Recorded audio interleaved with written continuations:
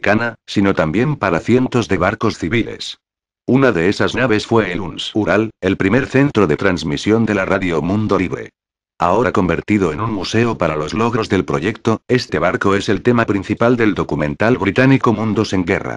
Una de las personas entrevistadas para dicho proyecto es Bharati Palsigar. El enemigo era la ignorancia. Mentiras y supersticiones, mala información y desinformación. A veces, ausencia total de información. La ignorancia mató a miles de millones de personas. La ignorancia fue la causa de la guerra zombie.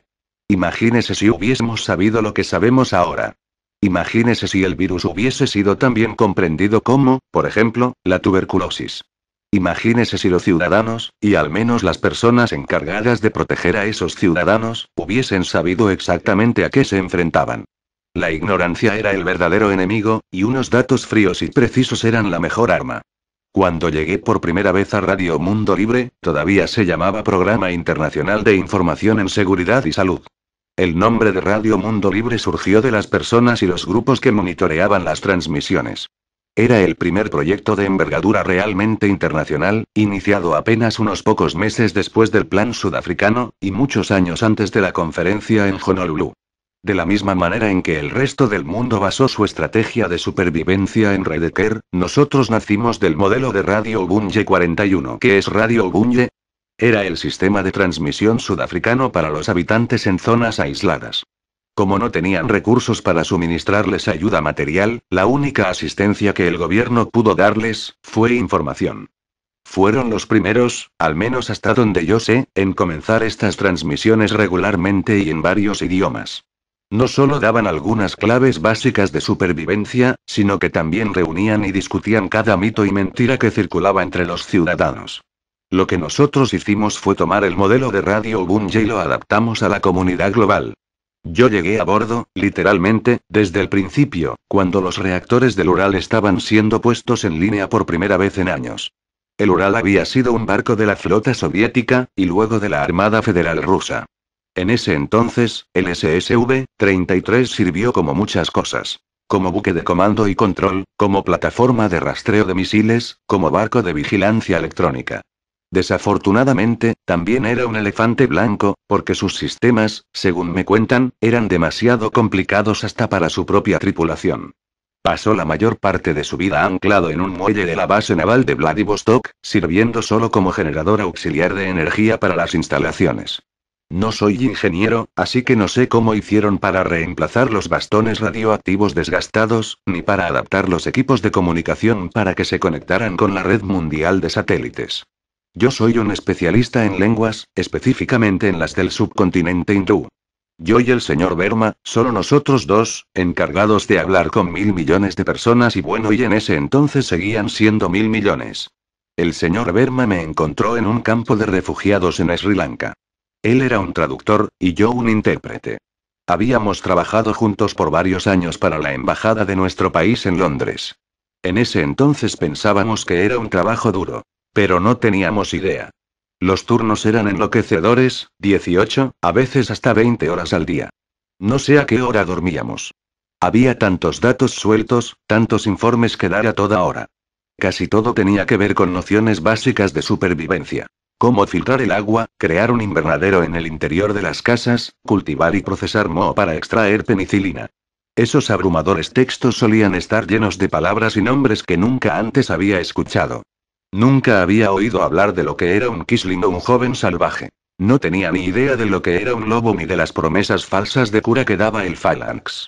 Lo único que sabía era que un tipo en uniforme aparecía frente a mí, poniendo aquel montón de palabras frente a mis ojos y diciendo: necesitamos eso traducido al marathi, y listo para grabar en 15 minutos. ¿Qué tipo de desinformación estaban tratando de combatir? ¿Por dónde quiere que comience? ¿La médica? ¿La científica? ¿La militar, espiritual, o psicológica? El aspecto psicológico era el más complicado. La gente estaba desesperada por antropomorfizar la plaga que camina. En la guerra, al menos en una guerra convencional, pasamos mucho tiempo tratando de deshumanizar al enemigo, de crear una distancia emocional de él. Nos inventamos historias y nombres derogatorios y cuando pienso en todas las cosas que mi padre solía decir de los musulmanes pero en esta guerra, todo el mundo estaba tratando con desesperación de hallar al menos una leve conexión con el enemigo, de ponerle un rostro humano a algo que era evidentemente inhumano. ¿Podría darme algún ejemplo? Había tantas ideas equivocadas. Que los zombies eran de alguna manera inteligentes. Que podían sentir y adaptarse, usar herramientas e incluso armas. Que conservaban algún recuerdo de su existencia pasada. O que podíamos comunicarnos con ellos y entrenarlos como algún tipo de mascota. Era descorazonador, tener que desmentir un mito tras otro. La guía de supervivencia para civiles ayudaba, pero era terriblemente limitada. ¿En serio? Así. Se podía ver que había sido escrita por un norteamericano, por todas esas referencias a sus camionetas y las armas de fuego.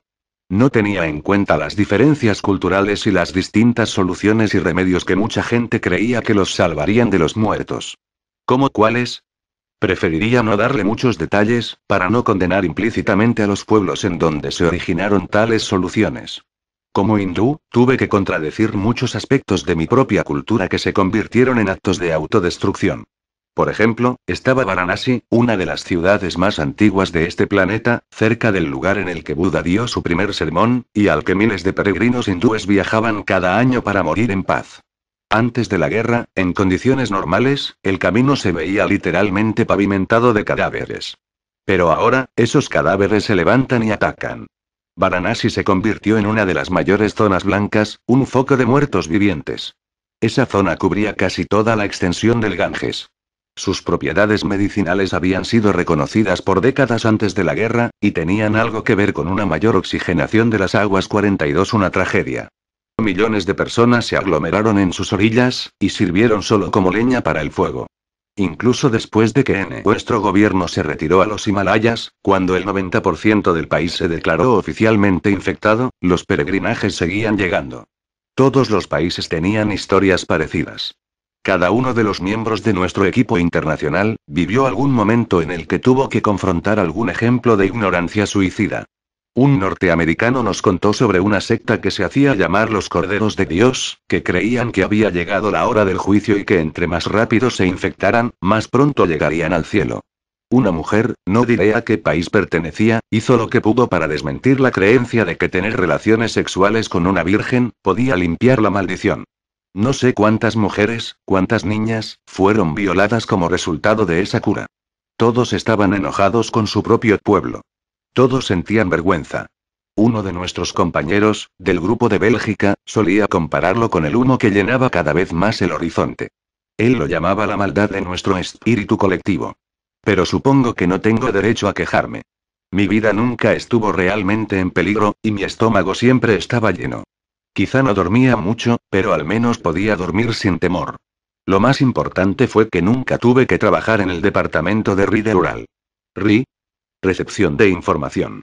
Los datos que transmitíamos no se generaban aquí en el Ural. Llegaban de todo el mundo, de expertos y pensadores en las distintas zonas seguras de todos los gobiernos. Ellos le transmitían sus descubrimientos a nuestros operadores de RI y ellos, a su vez, los hacían llegar hasta nosotros. Gran parte de esos datos llegaba por canales abiertos y de uso civil, y muchas de esas frecuencias estaban saturadas de llamadas de auxilio y gritos de ayuda. Había millones de almas desamparadas regadas por todo el planeta, gritando y llorando a través de sus transmisores privados mientras sus hijos morían de hambre, sus casas ardían en llamas, o los muertos vivientes superaban sus defensas. Incluso si no entendías bien su idioma, como era el caso con muchos de los operadores, no se puede ignorar ese tono de angustia en la voz de otro ser humano. Pero no se les permitía responder. No había tiempo. Todas las transmisiones debían ser dedicadas a asuntos oficiales. No quiero ni imaginarme cómo eran las cosas para los operadores de RI. Cuando recibimos la última transmisión desde Buenos Aires, en la que ese famoso artista latino cantó una canción de cuna en español, fue demasiado para uno de nuestros operadores. Él no era de Buenos Aires, ni siquiera era de Sudamérica. Ese pobre marinero ruso, de apenas 18 años, se voló los sesos de un tiro y los salpicó sobre sus instrumentos. Él fue solo el primero, y desde de terminar la guerra, todos los demás operadores de IR siguieron su ejemplo. Actualmente no queda ni uno vivo. El último fue mi amigo belga. Esas voces van contigo a todas partes, me dijo él una mañana. Estábamos parados en la cubierta, mirando esa enorme nube café, esperando una salida de sol que sabíamos que nunca veríamos. Esos gritos estarán conmigo por el resto de mi vida, nunca callarán, nunca se irán, nunca dejarán de invitarme a que los acompañe. Zona desmilitarizada. Corea del Sur. Yoon Chol-choi, director general de la Oficina Central de Inteligencia Coreana, señala hacia el montañoso y árido paisaje que se extiende hacia el norte. Uno podría confundirlo con cualquier terreno similar al sur de California, de no ser por las cajas de medicamentos abandonadas, las banderas descoloridas, y la cerca oxidada de alambre de púas que recorre todo el horizonte. ¿Qué sucedió? Nadie sabe. Ningún país estaba mejor preparado para repeler la infección que Corea del Norte. Ríos al norte, océanos al oriente y occidente, y al sur señala nuevamente hacia la zona desmilitarizada, la frontera mejor vigilada de todo el mundo. Se puede ver lo montañoso que es el terreno, lo fácil que resultaría defenderlo, pero lo que no se ve, es que esas montañas están repletas de lo mejor en infraestructura militar.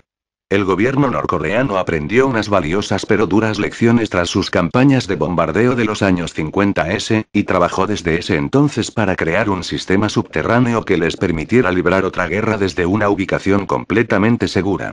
Su población estaba fuertemente militarizada, entrenada hasta un nivel que hacía que Israel pareciese Islandia. Más de 1 millón de hombres y mujeres se encontraban en servicio activo, con 5 millones más como reservistas. Eso era una cuarta parte de la población total, por no mencionar el hecho de que cada individuo del país, en algún momento de su vida, había recibido un entrenamiento militar básico. Pero algo más importante que el entrenamiento, y lo más decisivo para este tipo de guerra, era un nivel casi sobrehumano de disciplina nacional. A los norcoreanos se los entrenaba desde el nacimiento para pensar que sus vidas no tenían sentido, que existían solo para servir al Estado, a la revolución, y al gran líder. Era casi por completo lo opuesto a lo que vivíamos en el sur. Nosotros éramos una sociedad abierta. Teníamos que serlo. El comercio internacional era nuestra sangre vital. Éramos individualistas, quizá no tanto como ustedes los norteamericanos, pero también tuvimos una gran cantidad de protestas y manifestaciones públicas. Teníamos una estructura social tan libre y dividida, que tuvimos grandes dificultades para implementar la doctrina Chan 43 durante el Gran Pánico. Una crisis como esa habría sido inimaginable en el norte. Ellos eran un pueblo que, incluso cuando el gobierno ocasionó una hambruna que estuvo a punto de eliminarlos a todos, prefirieron comer niños 44 antes que levantarse en su contra. Tenían un nivel de sumisión que ni siquiera Adolf Hitler podría haberse imaginado. Si le hubiesen dado a cada ciudadano una pistola, una piedra, o solo sus manos desnudas, les hubiesen señalado la horda de zombies y les hubiesen dicho ataquen. Todos habrían obedecido, desde la mujer más anciana hasta el niño más pequeño. Era un país criado para la guerra, planeándola, preparándose, listo para luchar desde el 27 de julio de 1953. Si alguna vez existió un país capaz no solo de sobrevivir, sino de triunfar en el apocalipsis que vivimos, era la República Popular Democrática de Corea. Entonces, ¿qué pasó? Más o menos un mes antes de que comenzaran los problemas, antes de que los primeros casos fueran reportados en Pusan, el norte cortó, de pronto y sin explicación, todas las relaciones diplomáticas.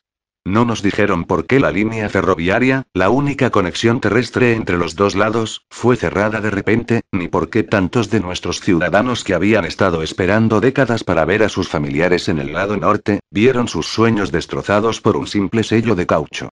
No se dio ningún tipo de explicación. Lo único que obtuvimos fue la excusa de que es un asunto de seguridad estatal de siempre. A diferencia de muchos, yo no estaba convencido de que aquel fuese un acto de guerra. Cada vez que el norte amenazaba con iniciar hostilidades, las señales eran claras. Pero esta vez ninguna de las transmisiones por satélite, nuestras o de los norteamericanos, mostraban intenciones hostiles. No había movimiento de tropas, ni aviones cargando combustible, ni despliegue de barcos o submarinos. De hecho, nuestras fuerzas a lo largo de la zona desmilitarizada comenzaron a ver que en el lado opuesto había cada vez menos gente. Los conocíamos, a todos los guardias fronterizos. Los habíamos fotografiado muchas veces a lo largo de los años, dándoles sobrenombres como ojos de serpiente o cara de perro, y hasta teníamos archivos completos sobre sus edades aproximadas, antecedentes y supuesta personalidad. Pero luego desaparecieron, se desvanecieron tras unas trincheras bien protegidas y unas torretas de vigilancia. Nuestros detectores sísmicos estaban igual de silenciosos. Si el norte hubiese estado excavando túneles, o incluso reuniendo vehículos pesados al otro lado de la zona, habríamos podido escucharlos como si fueran la